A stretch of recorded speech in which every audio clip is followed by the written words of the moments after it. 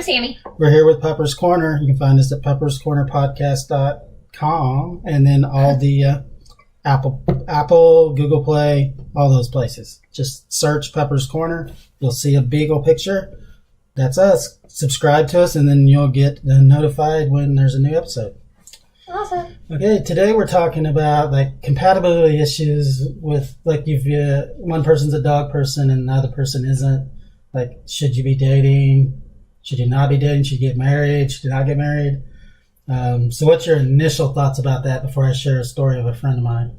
Well, my initial thoughts are if they don't like dogs, something's wrong with them. So well, yeah, so there's a red flag right there, right? That's a red flag. Well, I got a counterpoint to that in a minute, but I wanted to tell you about a friend of mine. You know, it's not a friend. Okay, you have your dog park acquaintances. You know, the people that bring the dogs to the park. Yeah, so anyway, this guy had this one dog he was bringing to the park, and then some strays came up to his house, and he ended up adopting them. So he went from one dog to 3 dogs. Awesome. Well, he's an older gentleman, so he's been divorced, and then now he's dating again. So he's dating this lady, and she tolerated the one dog, but when it went to 3, she broke up with him. So that's weird. She said it was her allergies, but I don't know. You think you could allergies like those are real? Yeah, excuses. No, yeah. I don't know the situation 100%, but that brought me back to: if I'm way past dating. You know, I've been married 20 some years.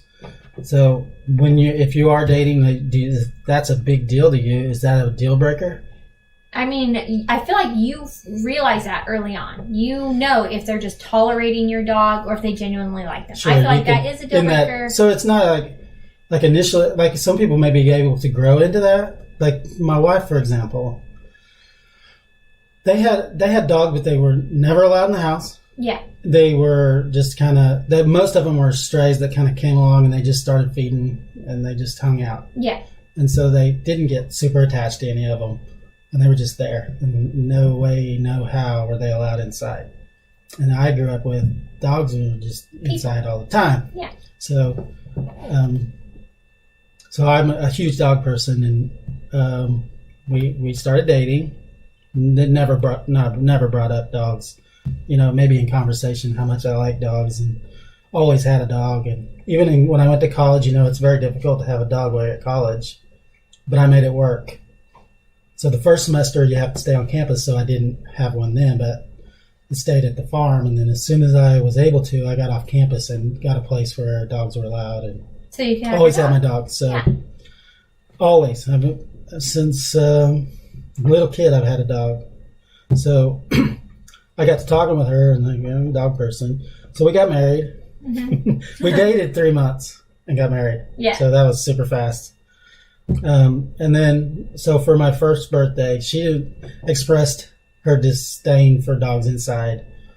But then on my first birthday after we got married, my first gift was a Dalmatian puppy. Aw, that's so nice. So I come home from work one day and there's a Dalmatian puppy with a red bow running around the yard. And I go, what is going on here? She goes, that's your dog. So we named him Lucky from the movie. Yeah. And, she really still wasn't like super cool with it being in the house, but over the years, like now lately, I was perfectly content with just having Molly as our dog. We had her for 4 years. It was just Molly. And she goes, we need to get another dog. I'm like, I about passed out and fell over in the floor when she said that because I didn't even want to bring that up because I knew that she wasn't cool with it. So now they're allowed inside. Course, and just they're allowed on all. When they first started, they weren't allowed on any furniture. You always made them get off. Now they're allowed on all the furniture except our bed.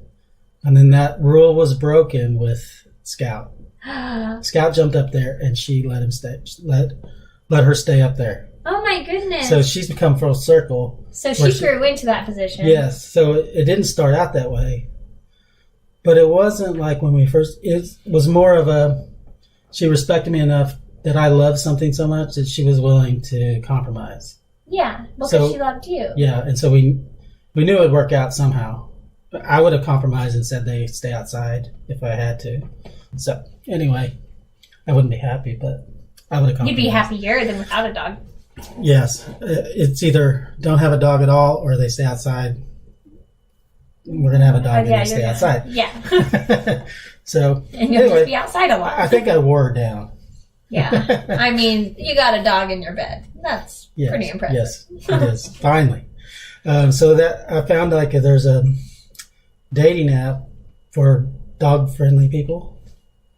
So you can connect with people that you already know that love dogs. And so what do you think of that idea? I mean, I haven't never used a dating app. They didn't even have smartphones when I was dating, so. I mean, I don't know. I never used a dating app. I always heard that dating apps were for not Perverse. dating. Yeah, and people would lie. Yeah. And all that. So I never used one. Yeah, me neither. But. Like I said, they didn't even have smartphones. They barely had phones when I was dating, so.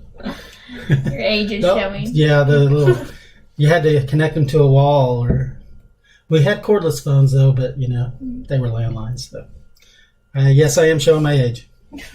So that brought me to, this was a cool research thing I did, was technology and dogs. So like apps, like the best apps that for people that own dogs, or there's several on here. There's an article here that I'm gonna pull up, and we'll just kind of list them out here. I found one that was really cool. The first one on that list is Rover and Wag.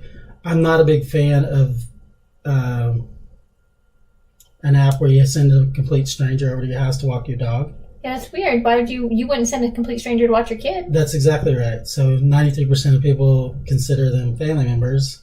So why would you let a stranger in to walk your dog? So if you're into that kind of thing where you're okay with it, Rover, pet sitting, dog walking, and then they have lots of good tips and stuff. And you can track your training, like if you're doing training with them, it'll track what they know, what they don't know. I mean, if you need that, I don't know. But then the other one that was really cool, I did not know about this, but it is down here. So they have, have you ever heard of clicker training? Yeah, where you have the... Yeah, so they have an app on your phone that'll simulate that clicker sound. And then they have, this is the one that's really cool. It's called, where'd it go? Bring Fido. So you download the app. It figures out where you live. Okay. And then you can, like if you're traveling especially, you can find all the dog-friendly hotels, activities. Like on the activities, it'll pull up like all the dog parks in an area. Like so, let's say you're on a trip to California and you take your dog with you, you can stop by a dog park. Yeah, you can go out to a hotel that's awesome. And then it also has like what else does it have? Restaurants that allow your dog in there, and like if you're like emergency pet vet, it'll show the closest emergency vet on your app right there. So this is called Bring Fido. Bring Fido, and I already installed that on my phone, and looking forward to using it next time we go on a trip with the puppies. And I thought that was cool. And then you can call them directly from the app, so you don't have to worry about typing in the number when you're in an emergency situation. That's awesome. Yeah.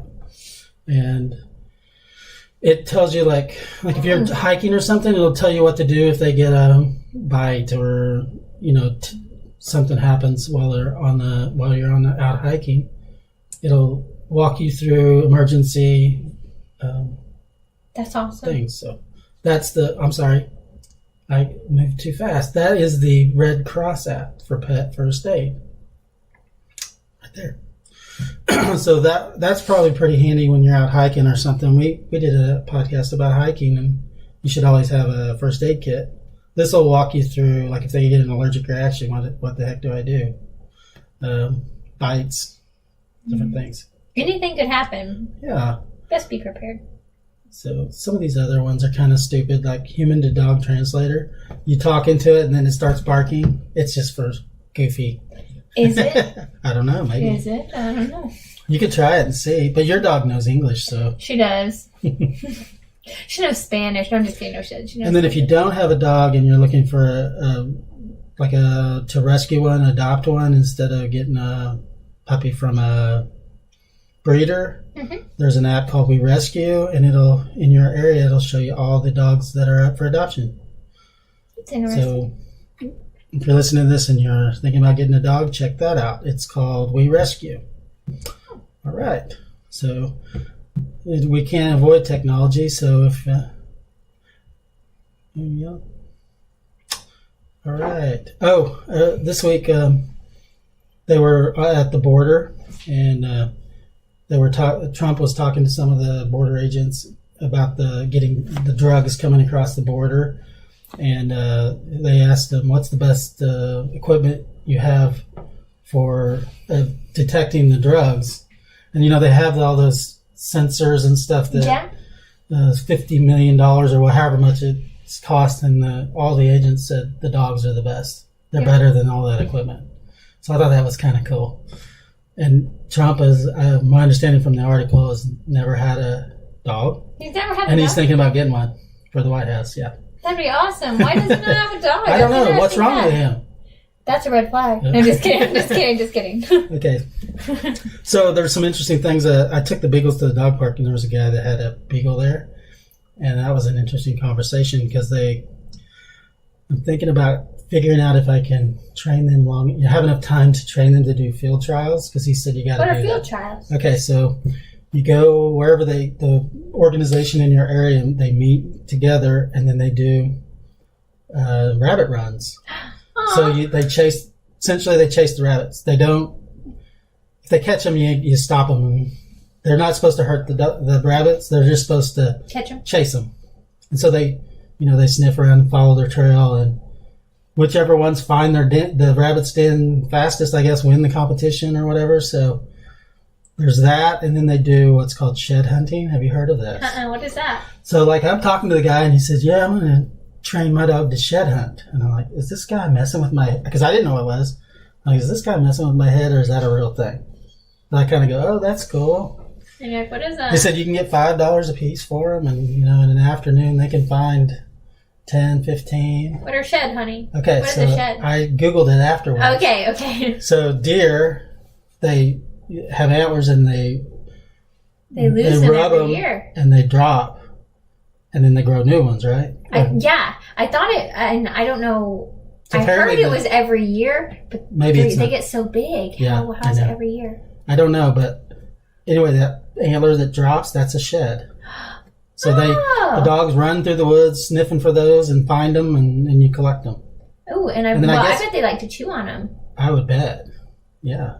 So that's what a shed is. I learned it this week. So. And you just acted like you knew what he was talking about. He says it really, they get worn out, and they really enjoy it because they have a job. They're finding that they're on a mission. They're sniffing out those sheds. That'd be a fun activity to do. Yeah, so I'm checking in on that. And then I got an update. Remember last time we talked about service animals in hospitals and such? So there is you have to get a certification from a training facility. Okay. And it's for that purpose, like in hospitals or nursing homes, it's called a therapy dog.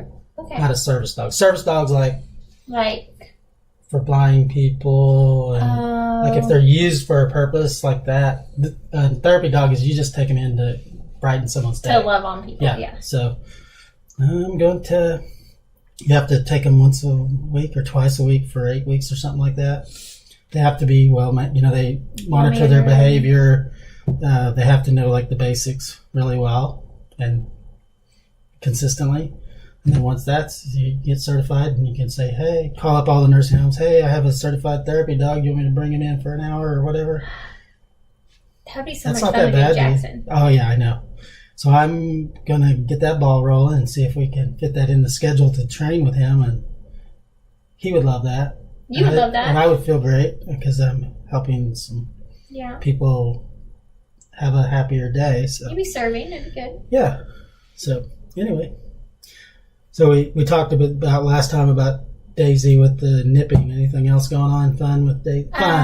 Fun with Daisy? Yeah. Well, guys, it's getting to be summertime, so pond weather, of course. Yeah. So she's been swimming like a duck from one side of the pond to the other at Grandma's house. So just back and forth, back and forth. Oh, yeah. And so my toddler was out there watching her, and he was just laughing, thinking she's just so funny. And then she got some like moss stuck to her, and my mom was like, "Oh no, there's some moss on her," and he was like so concerned for her safety.